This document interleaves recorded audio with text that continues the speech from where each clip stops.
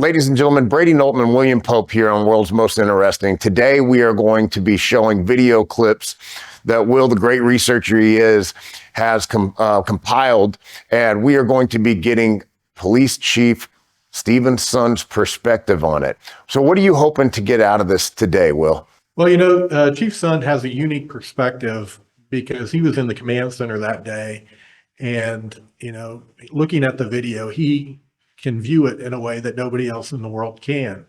And while he wrote a very good book, there's still a lot of details that didn't make it into the book that it would be great to capture, not only for history, but for people who are still living with those questions about, what happened at the initial breach onto Capitol grounds, or how did people get into the Upper West Terrace stores. So looking forward to tapping his brain on that. And what we found out last time we interviewed him, there's a ton of information because January 6th, there's so much breadth and depth to what occurred that day that there's a lot of very pertinent facts that he had not been made aware of before January 6th or since. And we were able to bring some of that to his attention in our first meeting. And I think we're going to be able to do that again today. Yeah, you never know what you're going to get out of a conversation, but in our first time chatting with him, there were things that he was able to bring out, such as with the loudspeakers at the Capitol that we had never known before. That was the first time that we had, or that anyone had gotten that into the public knowledge. So yeah, I'm looking forward to finding out what we learned today. All right, man. Let's get him on and let's play some video, and hopefully it'll shed some light on some of these events that will be illuminating for all of us.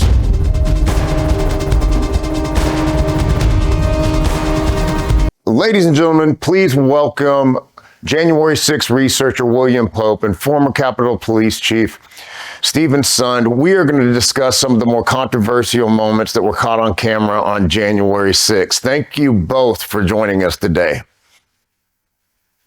My pleasure, Brady. Yeah, it's a pleasure to be back with both of you. Yep, likewise, Will. All is going well here, having a happy holiday so far. Got family coming in town, and we are getting ready to rock and roll. So today we're going to do things a little bit different. I'm going to let Will drive. He's going to be going through some clips, and we are going to be very interested to hear from the perspective of Chief Sund, what occurred that day and what was he seeing from the command center. And I will just let you take the reins, Will. Yeah, happy to be here, and I'm looking forward to chatting with you, Chief Sund, because you have a perspective that nobody else in the world had, because you were in the command center that day and you were seeing a lot of it coming through on the CCTV that the Capitol Police had. The first clip I've got here, I'm going to go ahead and play it, is a dome camera, 903, zooming in on the Proud Boys walking across the National Mall. This would have been about 10:40 in the morning. Were you monitoring them early in the day, the Proud Boys, Chief Sund, and what were your thoughts at this time in the day? What were you expecting? Yeah, so let's see. This time of the day, I'm trying to picture where this is. This looks like this is down on the mall. It would be on the National Mall, yeah. This is National Mall, maybe coming up. I'm trying to figure out, maybe that's 4th Street behind them, 7th Street. So this time of the morning, we had gotten word that the Proud Boys were coming over toward the Capitol. I think they marched up through parts of the Capitol grounds. Trying to think. Yeah, they would have come up toward the west side, and then they walked around the Capitol. Yeah, maybe. Yeah, I'm trying to think. Maybe they walked around, because we actually they were up there for the previous MAGA rallies as well, MAGA 1 and MAGA 2. So I just don't want to get them confused. But we had gotten word that they maybe came up, marched around. I'm not sure of exactly what is the MAGA 1, MAGA 2, or the January 6th. But this one, I believe they came up, marched around the Capitol, and then went back, I think, toward the Ellipse. Yeah, they went over, there were some food trucks over near the courthouse that they went and ate at. And this would have been, maybe 20 minutes before things transpired at the Peace Circle. But, it just kind of, my thought was, it looked like Capitol Police was monitoring them early in the day, and yet, things still unfolded as they did. Yeah, and just for a little bit more clarification, the video that you just showed me, that's actually the first time I'm seeing that video itself. Seeing them come across the mall like that. So I hadn't seen that video. It's not like we had that up on the front of the command center, but it does look like when you say dome camera, it does look like it's the camera from our dome. So I don't disagree with you or doubt you on that. It's not something that I recall having up on the front of the up in the command center, or at least on the front of the command center when it's up there. But there would have been someone in the command center manually controlling the direction of the camera. So there's a couple of different places where the cameras can be controlled from. They can be controlled from the command center. They can be controlled from one of our offsite facilities locations as well, that handles all the video and technology aspects of the video, which would have been over at another building on the south side of the Capitol area. So the Capitol, the command center is not the only place that controls the cameras. Okay, so you have multiple people looking at what is going on throughout the day. Yeah, multiple cameras can be viewed from multiple locations. Cameras can be controlled from 2 different locations, and you really can't tell. So it's not like if one person has the camera and is adjusting it up in the command center, the other person just has to wait till they're done, then they can manipulate the camera however they need. But You can't have 2 people doing it at the same time. is it common on events like this that the person operating the camera is communicating to police on the ground? It all depends what they're watching. There may be a case where they do what's called virtual patrols, where they actually take the cameras and from in the command center, they'll patrol the Capitol grounds, and they're just doing virtual patrols looking for something. But for instance, again, I'm trying to think if this was on the 6th, we had an individual that had like a cart that was moving a cart and had some water containers on top of the cart, and then parked it up toward the east front. I think this was on January 6th, parked it up near the east front and actually started a little Bunsen burner on it. Because I remember that coming up in the command center and someone said, hey, we got somebody with what's called an open flame. Open flames are not allowed at the Capitol. So that was something that they ended up communicating with someone on the ground, directing resources over there and telling the individual he had to put the fire out. He did, and he left over toward the Supreme Court. Okay. Yeah, and I thought about putting that clip in here today because I know you wrote about it in your book, and then I was going through the CCTV after they began releasing it, and I found that, and I thought, oh, that is what Chief Sun was talking about. So, so here I've changed the camera to one of the Senate egg cameras, and it's just going around the crowd doing what you were calling, what is it, a virtual patrol? Yeah, they call it virtual patrolling, just using the camera to scan the area. Okay, and this would have been still on the morning of January 6th, and looking around and seeing how things were going on. So you guys were keeping situationally aware of what was happening at the Capitol at that time.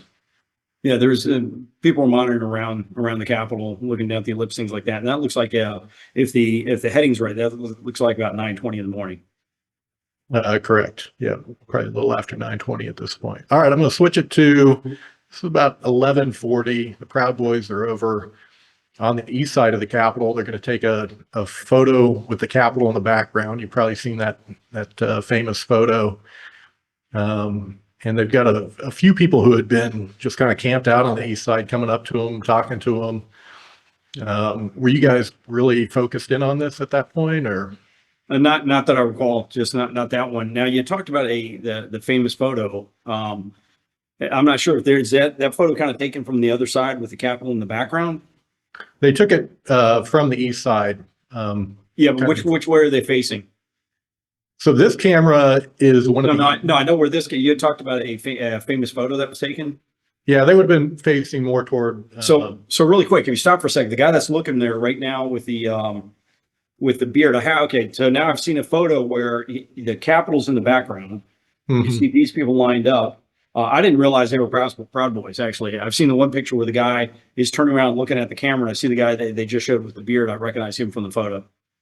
Yeah. So, and this would be looking the opposite way the photo was taken. Someone would have been. That's exactly what yeah. That's all I was trying to clarify, that the Capitol was in the background of the photo that you're talking about. I've seen that photo, yes. I never knew that photo was taken of the Proud Boys. Yeah, so this was a group of, I think, maybe a couple hundred maybe 100, 200 Proud Boys. And again, they circled around the Capitol, and then they walked back to those food trucks before going over to the Peace Circle. So you didn't even you didn't even know that they were there at that point. Your people weren't keeping you appraised of that. We knew the Proud Boys had come up and marched around. We knew they'd marched around the Capitol. I think I talked about it a little bit in the book. Marching around the Capitol and then marching back down toward the National Mall. So I did know about that. I just wasn't monitoring. I just wasn't watching them on the cameras if they even were up on the cameras. I think right around this time, 11:34. I don't even know if we had anything down on the ellipse up on the front screen. So Okay. Yeah, I mean, there's a lot of, I mean, in retrospect, we're able to view all these videos and take in all the information. But in real time, you've got about 1,800 cameras that you're trying to monitor. And there's a lot of information coming at you pretty quickly, I imagine. a lot of cameras, and you're right. You're probably about the most accurate in the number you just gave. But you also got to take into consideration the command center. We literally, it's a probably 30 by 40 foot room. We've got some screens on the backside, some screens mainly on the front right. There's not too many screens on the front left because there's some office space, and then screens across the very front. So the area that I pretty much focus on is probably the three main screens in the front. The far left one is usually monitoring an offsite infrastructure. Right one is sometimes media. So really three main post screens up in the front. So someone that if they're controlling it and looking at it, whether they're from what I call the pit. So where I sit, so just give you an idea, I'm in a U-shaped desk inside the command center. At the very top of the desk, and up to my left is a place we call the pit. It's where a bunch of camera operators will sit, and they can view it. They can actually just view it on their individual screens and scan around and stuff like that. They may have somebody with another one of the departments from Capitol Police kind of overlooking their shoulder, doing some shoulder surfing as they're looking through. So just because you're seeing this screen doesn't mean it's up on some of the front screens. Okay, gotcha. That just giving that for perspective. No, that is important information. So they're trying to find the most relevant information to put on the main screen is what you're trying to tell me. Sometimes, or like when Trump was getting ready to do his speech, we had the media feed from the ellipse and the number one, the center screen up front. So yeah, just to give you an idea, there's a lot of screens up there, so someone could be looking at this. But I do remember them saying that Proud Boys was marching up around the Capitol. Just we didn't have them up on the front screen. Okay, I'm switching to a video that shows it's a dome camera looking down toward the peace circle, and I've circled in red a guy named Sam Andrews and his group. A Senate report said that you got intelligence on him back in mid-December. He was calling for 500,000 armed men to march on Washington. So I'm going to go ahead and play the video. I've overlaid what he was saying in mid-December. And again, he was at the peace circle like minutes before the large crowd arrived. And just get your reaction to that. I think it's important that we move in a coordinated effort. We're going to start moving around the country on January 2nd and 3rd to DC armed in large groups. Get with your local militia, get your large group together, and start moving to DC armed, because on January 4th, we need to be in mass in DC armed, and people need to move in mass, and you need to get your act together. You've got about 2 weeks to get your groups together and move to DC, and we need to put an end to this corruption. And basically, you've got to stand there armed, look them in the eye, and go, not this time. And you need to get out of the way. You'll either leave standing or you'll leave horizontal, but you need to leave. If we get 500,000 armed people in DC, the police are going to have a whole different attitude about whether they want to attack us or not. Because if they decide to get aggressive, if they decide to be the provocateurs, like they try to in many occasions, they are going to get a hard lesson in the Karachi rule. And if you won't fight for that, you won't fight for anything. He's not wrong, John. If we don't fight here, it's wow. Right. Go ahead. If this election is allowed to stand with Joe Biden being the winner, we are done as a republic. We're finished. We all have to move on the 2nd, 3rd, and 4th. We need to be in D.C. on the 4th at 1 o'clock in the afternoon. Contact your friends with rifles and tell them to join you. That's who you contact. And then you get a map and you drive to DC. There are thousands of people around the country that have made the individual choice to go to DC. And you need to join them. You need to make an individual choice, you know, and you need to be an American and stop talking like one and start acting like one. All right. Get your reaction to that, Chief Son. Were you aware of that video prior to January 6th? And did you know that he was actually at the Peace Circle just minutes before people began pushing through? First time I've seen that video, right there. Where you just showed it. First time I've seen that video. Concerning video to listen to. Just, he seems very, definitive on what he's asking for. The intel, we did have intel that there may be some people coming armed in the group. That was something we had previously. But no, that's the first time I've seen that video, and the fact that you have them circled down by Peace Circle, which is right off Pennsylvania Avenue entryway to the Capitol. First time I've been made aware of that. And he and his group would eventually march all the way around the Capitol. They moved just a little bit north from there and watched as people came onto Capitol grounds for the first time. And then they slowly made their way around the Capitol and eventually got on the grounds on the west side. And they were broadcasting live to the Doug Hagman show. Doug Hagman claims to be an FBI asset. Sam Andrews claims that he worked for a 3-letter agency back in the day. Was a DOD contractor as well. It just seems odd to me that people with that type of background would be calling for 500,000 armed people to come to Washington weeks in advance of January 6th, and then they would be there right in front of the Capitol. Yeah, it's also interesting. So he keeps referring to January 4th. Anything you're aware of anybody showing up on the 4th? I mean, I can figure out why. So when he broadcast it, this was a couple days before President Trump announced the January 6th rally at the Ellipse.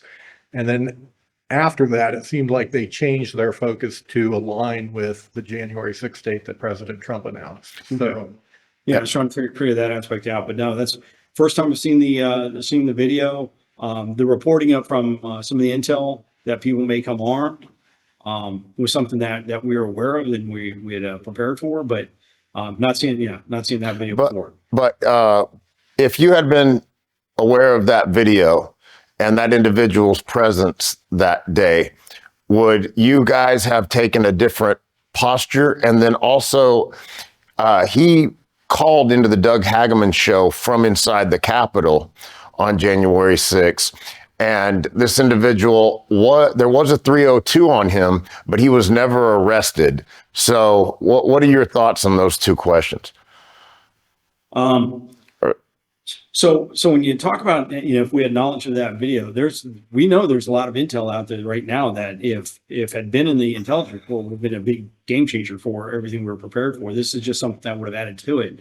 The fact that you have this guy, calling for that type of response, and is inside the Capitol again, calling back in, and there's no investigation, no pursuit of making an arrest like some of the other people that, I find that kind of odd.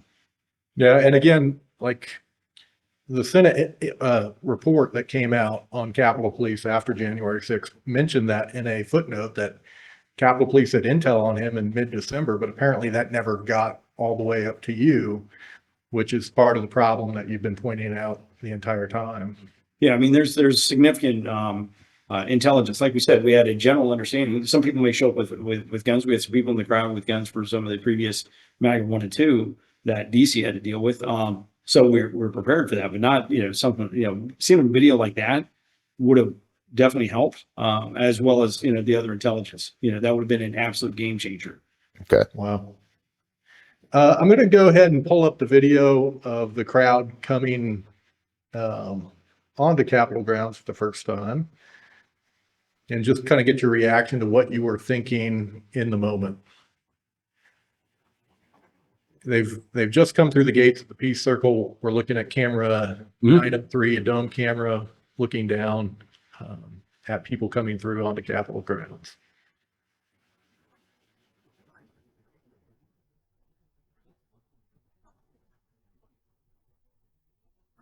What was your initial reaction to that, Justin? Yeah, something's odd with the timing there. Because you have it down at, looks like 12:39, 12:53 was the very first time of the breach on the west front, and we're looking down. I want to say the camera I was looking at so you have Pennsylvania Avenue, which is what you're looking at, Pennsylvania Avenue up toward the White House. The other side, you have Maryland Avenue. I think at the time we had the breach, I was looking at the Maryland Avenue side. Yeah, I think it's the Maryland Avenue side, but very similar. I mean, very similar view that you're talking about. And this was where you look down and you say, you know, I think your question is, what was my initial thought? Yeah, and on the timing, so when they released the video, they would release it in like 10 or 20-minute chunks of video, and the timestamp would be the initial time that Okay. when the video started. So Yeah. the clip I've given you is later at that 12:53 time. Okay, so yeah, 12:53 is when we saw the big first breach. And you know, the technical chief term I'd use is that was my oh shit moment. That's when I look down, you see your officers. First thing is I see my officers down there in their in just soft gear, which is not what they're supposed to be. We had done after actions from the previous MAGA rallies that said, you know, people need to be in their hard gear, need to be in hard gear early, and we didn't have that. Two, they were overwhelmed really quickly. So that's where, you know, shortly after that, I made my first call to the Capitol Police Board to request additional assistance, because by law, that's what I have to do. And was initially told they're going to run it up the chain. And almost a dozen calls later, 71 minutes later, I finally get approval to bring in resources. And I'm looking at this from up in the command center. Yeah, I'm seeing this, and I'm getting repeated denials to bring in assistance from my officers. Wow. Yeah.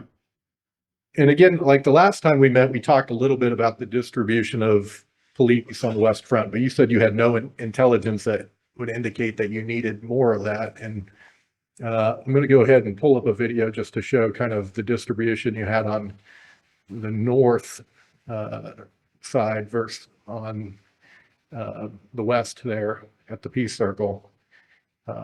You know, and again, I pointed out that the Pence motorcade had come through there, which seemed to shift resources to the east and the north when they came in to keep that road open. Do you think at all that, you know, people may have known about the distribution ahead of time, or? So yeah, so the distribution of manpower that you're talking about right now, that looks like Constitution Avenue. But anyway, that's just a little bit north of the West Front. So the distribution of resources on the outer perimeter of the Capitol was one of my big concerns, and why I went and asked for National Guard in advance. For the actual Capitol itself, we only had about 273 officers on the exterior of the Capitol to cover that entire perimeter, and that was officers not only to stand on the fence line like you're seeing there on the left, but also for some of our response for civil disobedience units, CDU, which would have been hard geared up. That's why I went and asked for unarmed National Guard, just to interlace with what you're seeing on the picture of the officers, with more resources on the fence line. If we had more resources on the fence line, I figured people would be less likely to try and jump the fence line or tear it down. I got you. And again, like the people on the left-hand screen we're seeing, this would be across the street from the Capitol on the north. Yep. And it appears like they were trying to keep the road open. That way you have a route to the Capitol, because you did have a lot of road closures around there. And you're right. Pence's motorcade came in. I want to say Pence's motorcade came in around 11:50. I have it down, just don't have it right in front of me right now. But Pence's A little bit before that, yeah, or a little bit before the people came onto Capitol grounds. okay. Then maybe it's right around 12:30. But yeah, it seems like. Oh, go ahead, Brady. Yeah, I was just going to say really quickly, when I saw the people coming in, and the other view I saw was where, you know, there seemed to be some very quick interaction with some of the officers that were on the fence line. There was maybe 5 or 6 officers right at one of those staircases coming up from Maryland Avenue. A little bit of engagement.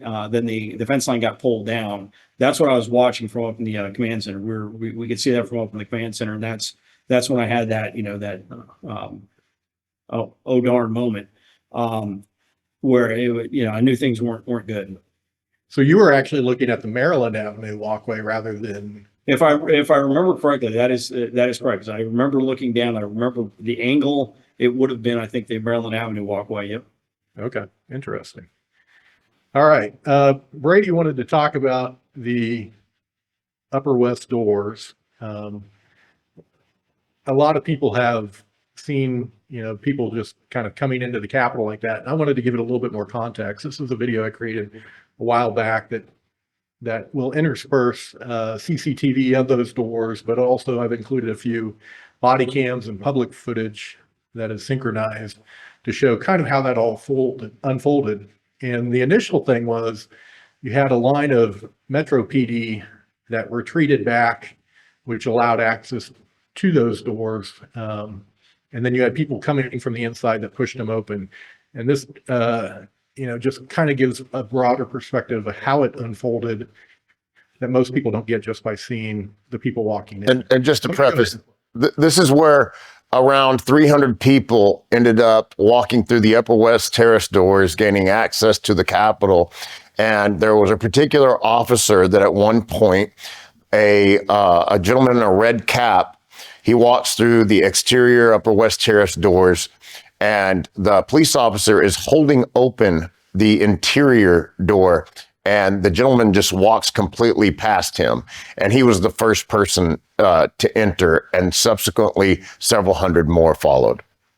Okay, got it. Real quick, before we watch the video, you had, Will, you had talked about people opening the doors from the inside. So make sure I understand. A group of protesters came from inside, came to the West Front Terrace doors and opened those? Yep. Yeah, and we'll get about halfway into the video to show it where people are pushing the doors open, which allow them to be open, and then some people on the outside ran up and came in through that open door. Okay, yeah, because we had the first windows that were broken were on the Senate side of the West Front. So they broke it, a couple people crawled through, went around, went to those other doors, pushed them open, then opened them, and then we had a stream of people come in there. So this may be those doors or another set of doors, but yeah, let's take a look and see what we have. Okay.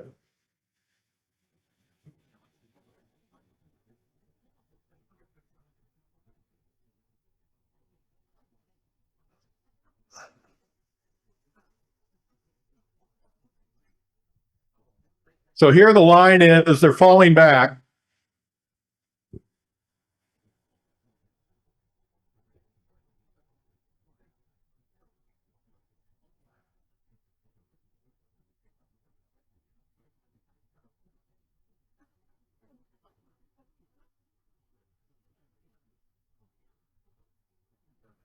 You see the guy in the burgundy sweatshirt? I wonder what he was trying to yell at the crowd. There were people when the doors opened yelling that the police are letting people in.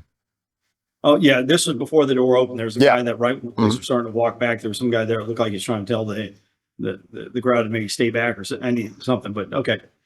Yeah, so and the three body cams we have there, the top two and then the one on the lower right, are showing that officers in that line as they fell back, and which gave room for the crowd to have access to that door. The door, yep. And that's the door that was on the left, up there on the left, you see. Okay. Yeah. Yeah, they have Upper West Terrace door.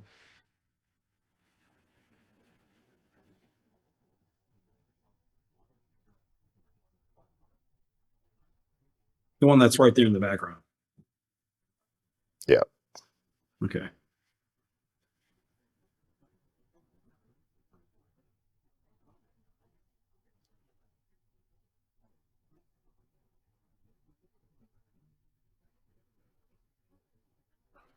And so at this time, there was an effort, and it might have been that guy in that sweater. There was an effort by some of the protesters to tell other people not to pursue that police line. They were telling people leave them alone. They didn't want them to go towards the police. Okay, that's what it looked like you may have been saying. That may have been one of those. Okay. Okay.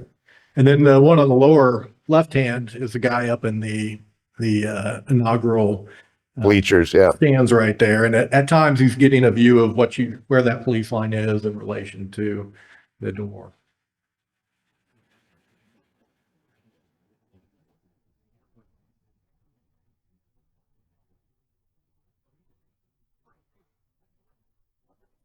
And from the perspective of those bleachers in the bottom left, you could see where the police line was being attached on the lower West Terrace.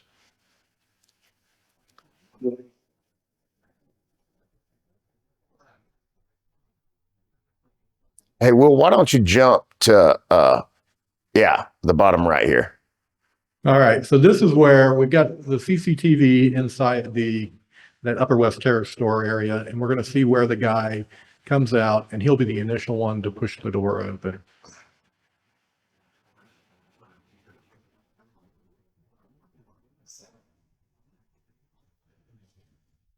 And the police officer, the African-American police officer that you can let it play, as he's holding that door open, these people will leave. And then he is also the same individual that held the door open for the first entrant. And this police officer is the same one who opened the door for me. And so I take this as a little bit of a personal moment because I want to get your thoughts on it. But for many of us, it felt like permissive entry. Yeah, and so the upper left body cam right now, you can see people coming out the door. Yeah, so, yeah, just so make sure I understand it. When I saw the person open it up, I was like, that person looks like they're wearing a patch. So that officer opens it up, the people are leaving, and when they're coming toward the camera right now, they're heading toward the exit. So Yeah. they're coming out of the upper left picture out. Okay, go ahead.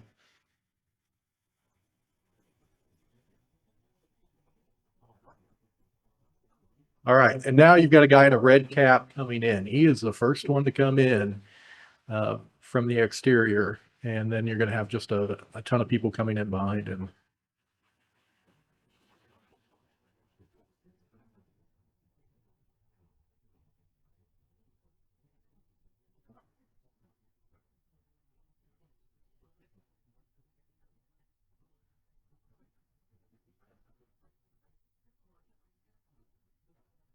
So now we have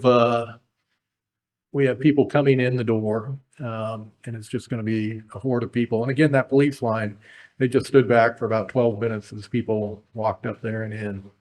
So real quick, if you pause for 1 sec. Sure. So I'm looking down at that bottom right hand Right. screen. You see where the person, what clearly looks like the officer holding the door. Then one guy walks by. It looks like they walk back in, letting the door close a little bit. If you rewind it just a little bit, when it opens back up and that person steps out, I no longer see the patch on that jacket. See, you can see they're going in. They're wearing a patch right there. You see that? Okay. Hold it back up. This door kind of closes, picks it up. Now that person walking out. That's an officer right there. Yeah. Okay, it's hard to tell. I can't see it. It looks like he's saying something to the person. Okay. You see the more people coming. Yeah. So it looks like he's trying to hold him at the door for a little bit. And I think that might have been the case. We don't have the audio. Yeah. Yeah. Now, there was in another case, I was privy to some footage where one of the officers asked a person, do you have any metal on you? And the gentleman says no, and then they let him in. I mean, yeah. Do you have any metal on you? I mean, unless you're putting up to a metal detector, I don't, do you have any metal on you? That's an odd one. So an interesting thing, a lot of the people who are coming in right now, some people who came in, they just walked around the rotunda taking pictures, but a lot of these people beelined right toward the Columbus doors, which this is 2 minutes after they're walking in, they're pushing those doors open for the second opening there. Yeah. Which allows a lot of. And then there I am entering right now. And I want you to watch as this door closes right here. And then watching the glass. So that's me coming up with the phone up. Brady. And then you'll see the officer, he'll put his hand on the interior glass as I reach for the door. And there he's standing there. And we have that footage from the inside that you can see that he was holding the door open. And so the feeling was there was no the police weren't in a defensive posture. They had their backs turned towards the protesters at times, and they didn't discourage us.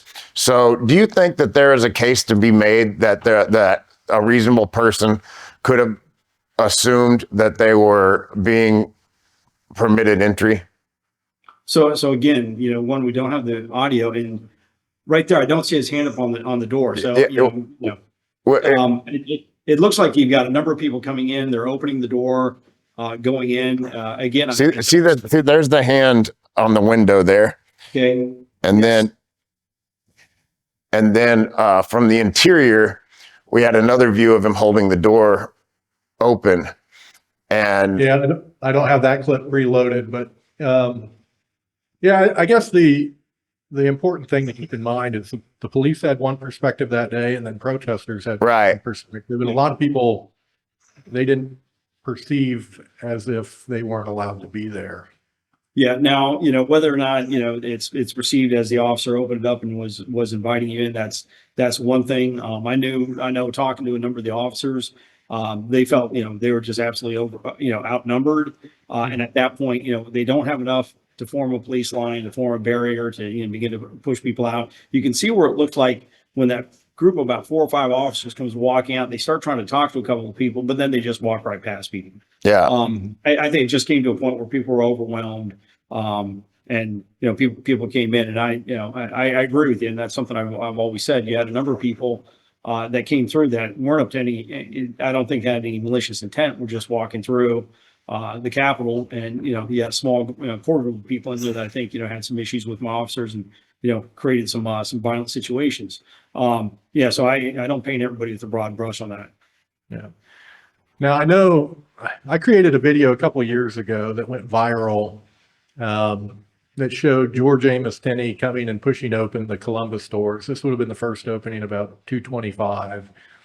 And at the time, we were looking for answers, like how did he get the door open? It seemed like it didn't open, and then he looked up and he talked at people. And Yeah, they so tried it's to like, get hey, it opened. Hey, you guys gonna open this? Yeah. Yeah, and afterward, apparently the sign said if you hold it for 3 seconds and push it, and then you wait for a period of time, it'll open. But we didn't know that when that video was made. I think we had talked about that. Yeah.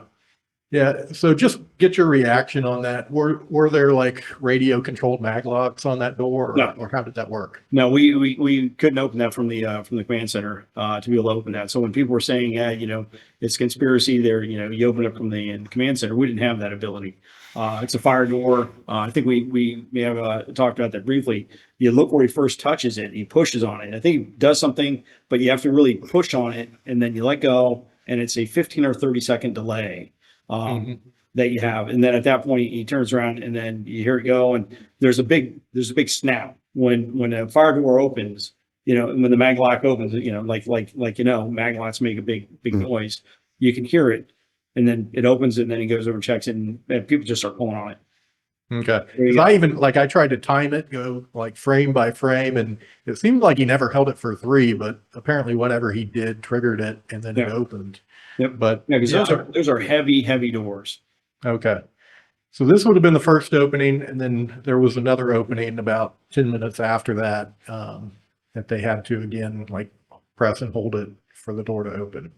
But yeah, good to get your clarification on that because you're the chief.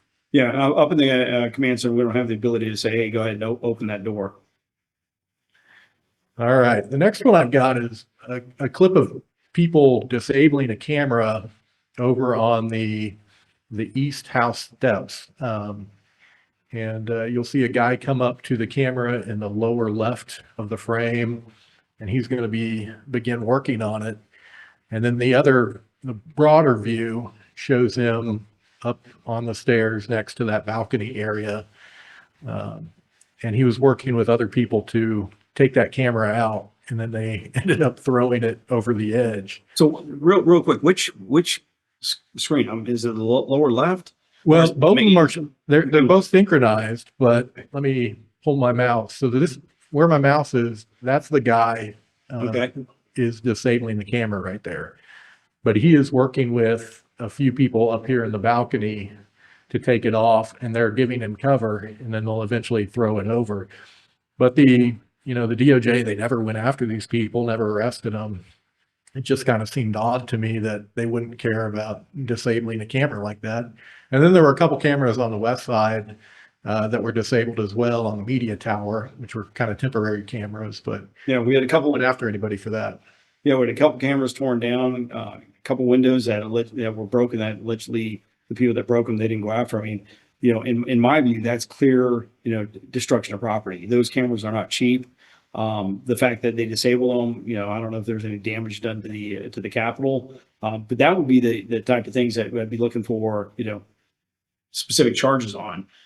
That and where you have individual acts of violence against my officers. But yeah, that's surprising. If what you're telling me is the case, that person, you know, tore down that camera, threw it overboard, that's, you know, that's significant cost. And that's probably a very significant destruction of property charge. Yeah, Yeah, it's that unfortunate. was one where they never went after the people though. And well, let's do one more, and then I think the chief, he's got a hard stop. Okay. The final one isn't a CCTV clip, but I've got a video of one of the officers telling people that if they leave the grounds, it'll probably be fine. They're not going to come after you. And that kind of goes along with what you were telling us the last time we met, that, you know, people, you know, they just get a ticket or nothing would happen to them. But instead you had an overwhelming manhunt for people that were entirely peaceful. So I'm just going to play that real quick. And let me turn my volume up again.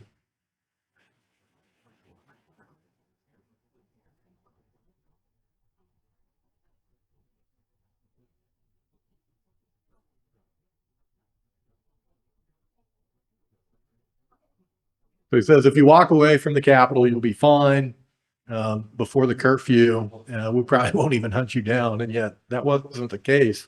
And nobody really expected it to be the case. So were you and a lot of the Capitol Police kind of surprised at the reaction that the DOJ made?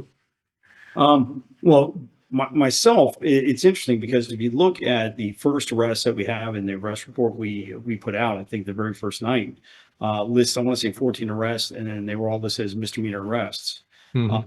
Again, you know, getting pulled out as quickly as I didn't have, you know, any of the communications that would have occurred between, you know, whether it's leadership, whether it's the Capitol Police Board, the Bureau or DOJ in making any decisions on these charges. So when you look at them, I'm you know, kind of surprised. What surprises me most, and I say this from my 30 years in law enforcement, not just with Capitol Police, but with DC Police, where I've been involved in the arrest of some pretty heinous crimes, people that have tried to do some pretty bad things and tried to shoot police officers, people I knew, and get very reduced charges. So I'm very shocked at, you know, one, the level of charges that were leveled against some of the people, especially those that were nonviolent and fairly compliant in their actions up on the Hill, compared to what I've seen in the past with, you know, far more violent career criminals, people that, you know, are put in solitary confinement, people that are put in jail for years for, you know, what would have been a trespassing charge, a 61D in the past, which is like a ticket. So yeah, I was very surprised at that, but I wasn't involved in any of the communications with DOJ when they're making those decisions. Mm-hmm. So this disparity that we've seen, what do police officers feel like when they put their life on the line and they see that justice is not blind? Does that affect morale? That when yeah, I think it does. And I'll tell you, I have talked to other officers that feel the same way, that are like, you know, some of these people that was pretty significant charges. It does affect morale. I mean, you know, we all went through the police academy. We all studied, you know, law, the 100, you know, leading cases. You all, you know, realize why Lady Justice is blindfolded, you know, so she's not subject to bribery, to political influence, things like that. And then you see something like this. You want, you know, everyone should be treated the same. You know, if you go up there and you assault a police officer, that's a pretty serious charge. You know, you should be charged accordingly. You go up there, you trespass, you know, you should be charged accordingly. I think if you looked at it and you said, let's do a comparable across people that were charged with similar things. Then I talk about this in the book, the 2020 protests, May 30th through June 1st over at the White House. You had some pretty significant assaults on police officers. You had police officers taken and put in ambulances and bloodied. And my officers were telling me they were so frustrated because they weren't allowed to help because of political influence. Not when I say my officers, my DC police officers, not Capitol. DC police officers who used to, that I used to work with were telling me they weren't allowed to go on White House grounds to help protect the Secret Service, even though they're calling for assistance. And you had bloody Secret Service agent after Secret Service agent escorted out, putting on ambulances and taken to the hospital, and not a single person charged. Yeah, how do you not think something's wrong there? Yeah. Well, I encourage. Good. Well, No, I was just going to say, I appreciate your perspective on all the video clips today. Obviously, I think it's important to study it and try to figure out what happened. But the video is only one part of the evidence, and oftentimes people who were actually there or who were in the command center like you were have a perspective that informs our understanding of that video in a way that we didn't have before. So I do appreciate your thoughts today. And did you have any other takeaways or anything that you'd like to share about the importance of the video? Well, I was going to say, just like what you're saying, I appreciate the fact that, from your perspective, it'd be easy enough for you guys to take one position to say, hey, we're looking at this, this is how it was, and this is our one position. The fact that you have somebody that's going to talk from the other side of the event, up in the command center, to give you a different perspective. I applaud you for bringing somebody in, with that perspective and the opportunity to discuss with you. I think, the opportunity has been, this is my second time with you guys. It's been very respectful. I think very informative on both sides. So I applaud you for that. And it's interesting looking at some of the videos that you're showing me and seeing some of these for the first time. It's something I'm getting a lot of information from.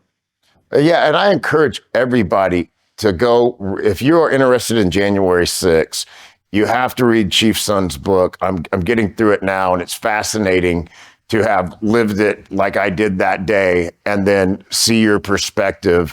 And it adds a tremendous amount of clarity and also provokes some very important questions. So please go out and get Courage Under Fire. It is an extremely good book and helpful for understanding the events of that day. And I'll tell you, I never expected, when I sat here and I'm sitting at the desk where I wrote that note just for me, it's going to be an after action report. To hear somebody that had been there on your side, somebody that had been charged, saying that about it. And I appreciate that, Brady. Yeah, it's a pleasure, man. Thank you again, and have a Merry Christmas. And we look forward to speaking to you again sometime, Chief. Thank you so much. Absolutely. Merry Christmas to you and your family, and same to you, Will. Thank you. Yeah, Merry Christmas, Chief. Have a good one. Thank you. Will, did you find it surprising to see his reaction and the fact that he had not seen the Sam Andrews tape, which there's a lot more than just what you showed? That was the Sam Andrews laying it out that he's calling for 500,000 guys to come to the Capitol armed. And this was 3 weeks before January 6th. And these individuals appeared at the Peace Circle that day and so did some form of broadcasting from the Capitol. And it was probably the most egregious threat against Washington, D.C. in who knows how long, since maybe the Civil War. And it was not brought to the attention of the man in control of the command center. Yeah, to me, that was an important bit of information because having read his book, he really didn't touch on it that much. But yeah, the fact that they didn't highlight that video to him and make him aware that these people were actually at the Peace Circle minutes before people came onto Capitol grounds. And then, everybody in the group that they were related to, or at least a large number of them, claimed to have backgrounds in intelligence agencies or, connections to the federal agencies in whatever way, whether it be as an FBI asset with Doug Hagman or whatever. There are a lot of questions there. Nobody seems to want to look into it. And oftentimes I put the information out but it is surprising that the chief's son had never watched that video before, and very interesting that his people didn't share it with him. Yeah, so there was different levels of, I guess, mishaps. And some of those we don't know. We needed some clarity as how much of it was intentional and how much of it was malfeasance, how much of it was negligence. But it was clear that the Capitol Police were in some state of impotence to respond to the events of the day.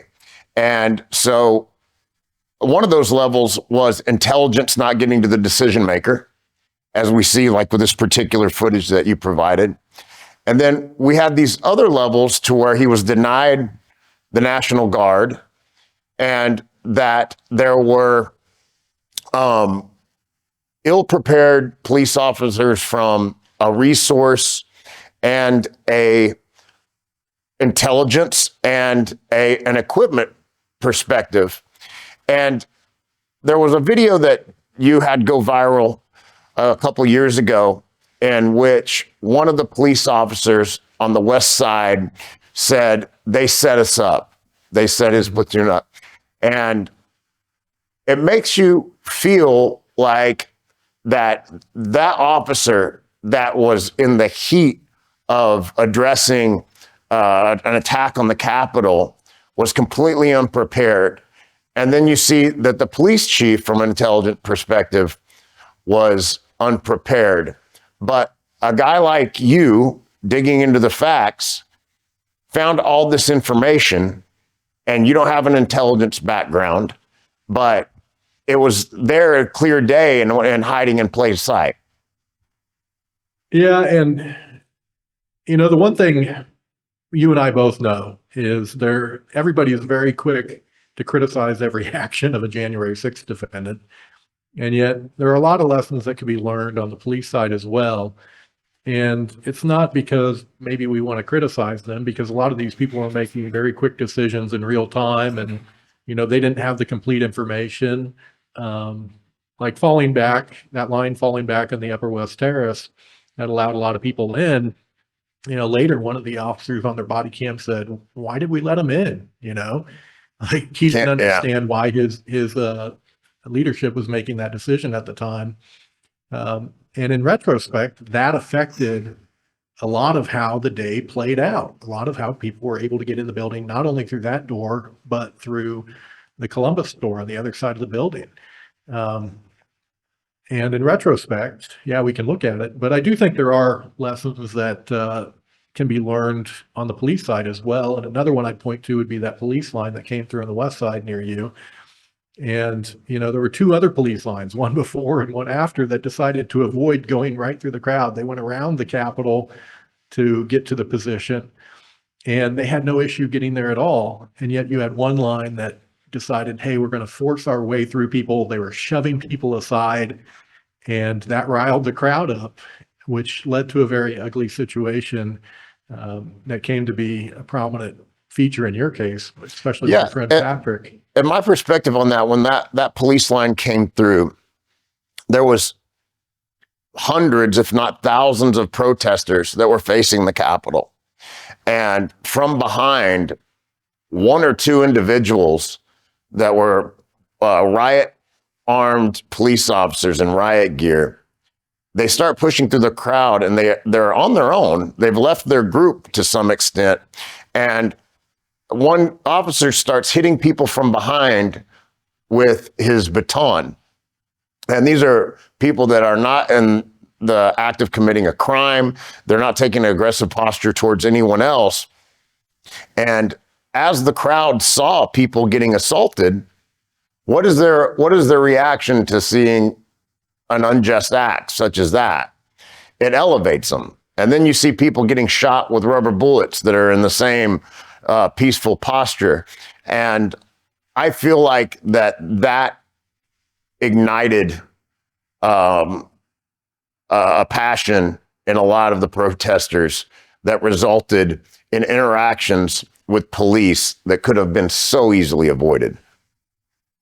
I agree. And, hopefully law enforcement is using the January 6th video to study tactics as far as like how to respond to a crowd, because I do think a lot can be learned, and it can equip law enforcement departments in the future to respond in a better way, rather than forcing your way through. Like, again, those first few officers that came through and forced their way, the crowd was relatively peaceful at that moment in time.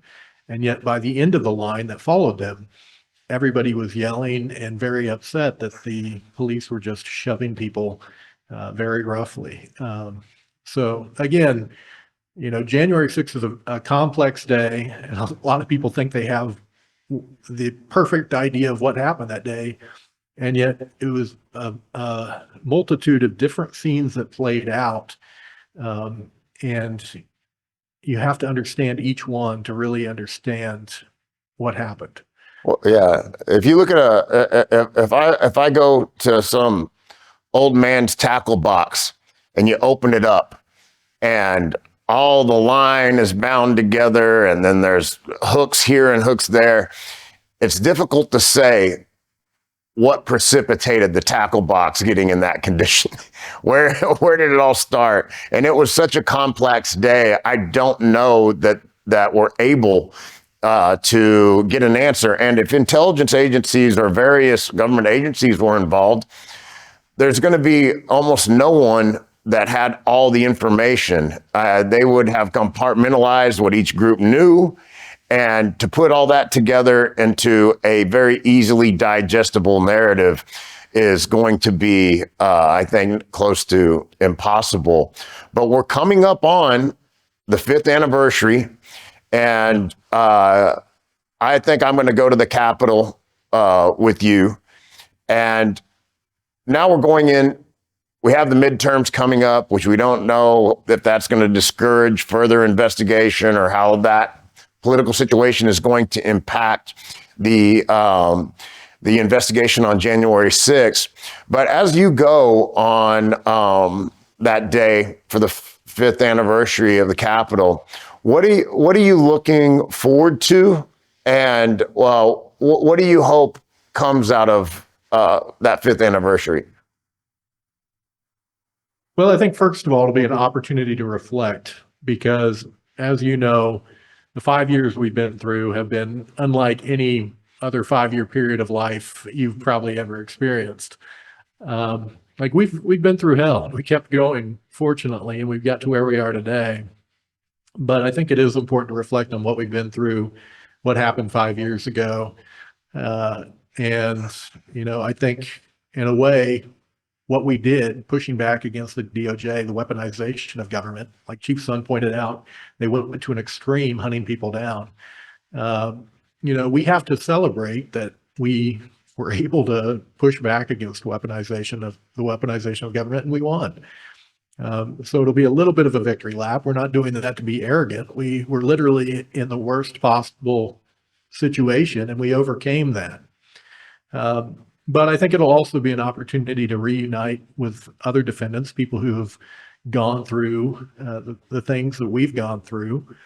And it'll be an opportunity to petition for the remaining issues to be addressed, because we still need answers on what happened. And I think there does need to be remediation for what the government did to people. So yeah, and that'll be part of the reason I'm going. This time of year is a time for gratitude, and I have a lot. You and I are one of the too few that actually do not have a criminal record. Pardoned individuals that were convicted still have a criminal record, although they don't have to suffer the effects, such as the penalties that were that the judges applied to them.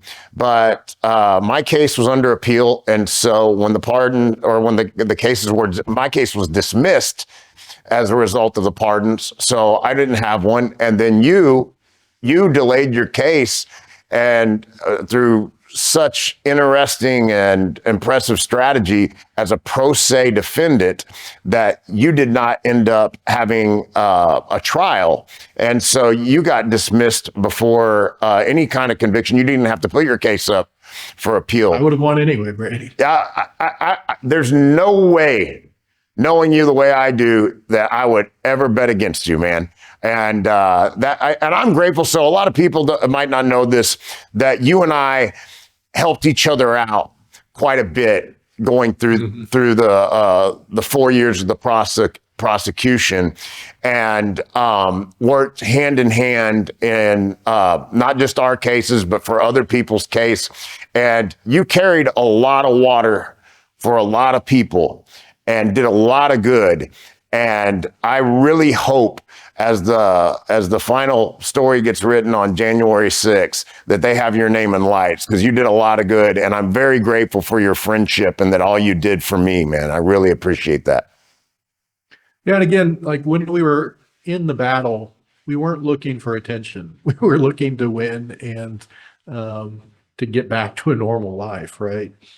But yeah, looking back on it and everything we had to dig through, every strategy we had to try, it is pretty incredible. And, you know, working with you allowed me to dig into a lot of things that probably wouldn't have gotten looked at otherwise. So I do appreciate, and I think it was about 3 years ago today, I think it was 2022, that we began working together, December 2022. And yeah, it was a productive friendship, and I think it'll continue long into the future. Yeah, so I look forward to seeing you here in a couple weeks, and I hope you have a very Merry Christmas, and I hope 26 is the year when all this finally gets behind you, and you can get some of the you can get some more rocks out of your backpack, because it took me a lot this year.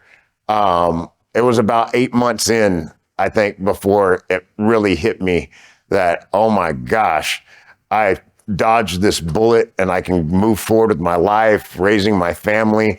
You know, and no ankle monitors, no prison, no probation or parole officer, and so many people suffered, and we were lucky that we weren't one of those. So I'm wishing a bright 2026 for you, Will.